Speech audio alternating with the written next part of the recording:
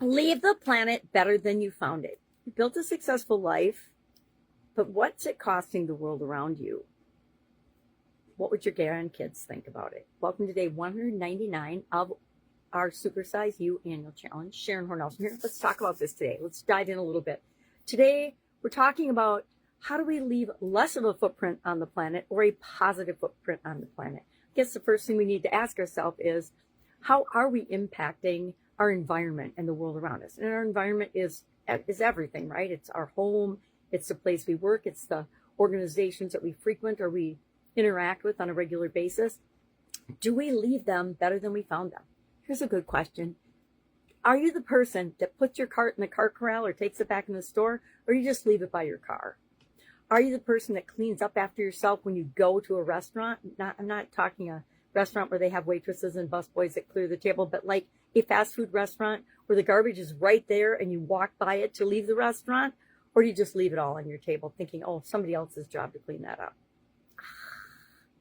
Always makes me think about, what were you like as a kid? Was your mom like me, always running around picking up after you? Probably, right?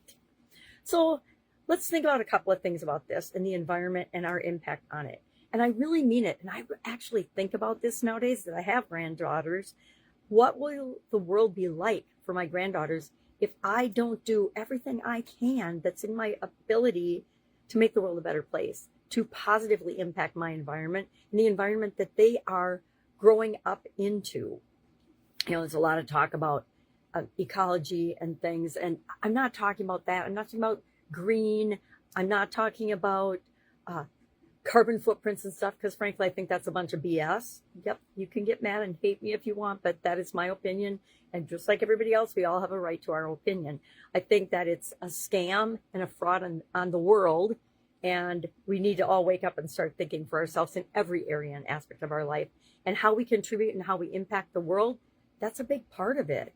You know, what are my granddaughters going to think of the world that they're growing up into? What are they going to think back of and remember me for? Because I'm not going to be here forever. You know, they tell me I have to live forever. It's not going to happen, right? I don't think in my lifetime anyway. And sometimes it's more fun to come back around and do it all differently. So environmental stewardship is sort of what we're talking about, but I think it's just more of asking ourselves, is there a better way? Is there a way for me to positively impact every environment that I'm in, everywhere I go, just to be a positive influence in the world emotionally and spiritually is a way of contributing to our environment. If we do small things, and we know I'm an avid fan, obviously, of doing one small thing every day to create the life that we want, to create the businesses that we want, to create the environments that we want, to create everything that we want. Because guess what? We do create everything that we want, whether we believe it or not. So if we're thinking negative things all the time and getting negative results, I wonder why. Do I still fall prey to that, even though I know better intellectually? Absolutely, positively. Do I get my feelings hurt if people say mean things? Absolutely. Do I hurt people's feelings sometimes because I'm not thinking about my environment? Absolutely. We're all human. And as long as we're getting better and continually improving and learning from our mistakes and doing a little bit every day, we can positively contribute to the world around us, the people around us, the things that matter to us, etc. But small daily actions. And then if you take what you're doing that positively impacts the environment and you combine that with what other people are doing, we have an incredible ability to change our entire global experience. And not just for us, but for other people as well. One person can make a difference. Whether you believe it or not, look for examples of one person making a huge difference and contribution, and realize that if anyone else has ever done it, that means you can do it too. So pick and choose the things that you want to give your attention to. Pick and choose what you can do. Do what you can with what you've got right now. How many times have I said that in the last 9 years? Probably 100, if not hundreds of times. So today, what's our action item? Our action item is to pick one thing and one way that we are going to choose today to make our environment better, to make the world a better place. It could be picking up some trash or plastic. One of the things I used to do, especially during COVID, was go to the state park every day and go for a walk every day. And one of the park rangers says, I see you here all the time. I'm like, yeah, I'm here every day. I was cutting through the campground, and he was working at one of the stations that sells wood to campers. And he said, well, and I was talking to him about the increase in trash in the park, because it just seemed like during that period there was, and they don't have garbage cans there.